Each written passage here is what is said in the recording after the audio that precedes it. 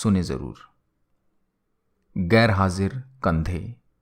विश्वास साहब अपने आप को भाग्यशाली मानते थे। कारण यह था कि उनके दोनों पुत्र आईआईटी करने के बाद लगभग 1 करोड़ रुपए का वेतन अमेरिका में प्राप्त कर रहे थे। विश्वास साहब जब सेवानिवृत्त हुए तो उनकी इच्छा हुई कि उनका एक पुत्र भारत लौट आए और उनके साथ रहे। परंतु अमेरिका जाने के बाद कोई पुत्र भारत आने को तैयार नहीं हुआ। उल्टे उन्होंने विश्वास साहब को अमेरिका आकर बसने की सलाह दी। विश्वास साहब अपनी पत्नी भावना के साथ अमेरिका चले गए, परंतु उनका मन वहां बिल्कुल भी नहीं लगा और वे भारत लौट आए। दुर्भाग्य से विश्वास साहब की पत्नी को लकवा हो गया और पत्नी पूर्णतः पति की सेवा पर निर्भर हो गई। प्रातः नित्यक्रम से लेकर खिलाने पिलाने, दवाई देने आदि का संपूर्ण कार्य विश्वास साहब के भरोसे पर था। पत्नी की जुबान भी लकवे के कारण चली गई थी। विश्वास साहब पूर्ण निष्ठा और स्नेह से पति धर्म का निर्वाह कर रहे थे। एक रात्रि विश्वास साहब ने दवाई वगैरह देकर भावना को सुलाया और स्वयं भी पास लगे हुए पलंग पर सोने चले गए। रात्रि के लगभग 2 बजे हार्ट अटैक से विश्वास साहब की मृत्यु हो गई। पत्नी प्रातः 6 बजे जब जागी तो इंतजार करने लगी कि पति आकर नित्यक्रम से निवृत्त होने में उसकी मदद करेंगे। इंतजार करते करते पत्नी को किसी अनिष्ट की आशंका हुई। चूंकि पत्नी स्वयं चलने में असमर्थ थी, उसने अपने आप को पलंग से नीचे गिराया और फिर घिसटते हुए अपने पति के पलंग के पास जा पहुंची।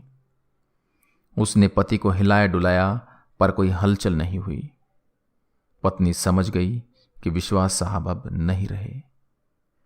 पत्नी की जुबान लकवे के कारण चली गई थी, अतः किसी को आवाज देकर बुलाना भी पत्नी के वश में नहीं था। घर पर और कोई सदस्य भी नहीं था। फोन बाहर ड्राइंग रूम में लगा हुआ था। पत्नी ने पड़ोसी को सूचना देने के लिए घिसटते हुए फोन की तरफ बढ़ना शुरू किया। लगभग 4 घंटे की मशक्कत के बाद वह फोन तक पहुंची और उसने फोन के तार को खींचकर उसे नीचे गिराया। पड़ोसी के नंबर जैसे तैसे लगाए। पड़ोसी भला इंसान था। फोन पर कोई बोल नहीं रहा था, पर फोन आया था, अतः वह समझ गया कि मामला गंभीर है। उसने आस पड़ोस के लोगों को सूचना देकर इकट्ठा किया। दरवाजा तोड़कर सभी लोग घर में घुसे। उन्होंने देखा विश्वास साहब पलंग पर मृत पड़े थे तथा पत्नी भावना टेलीफोन के पास मृत पड़ी थी। पहले विश्वास और फिर भावना की मौत हुई।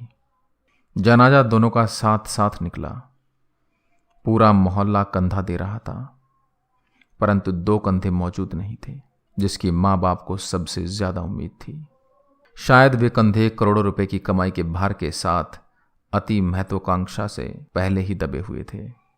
लोग बाग लगाते हैं फल के लिए, औलाद पालते हैं बुढ़ापे के लिए।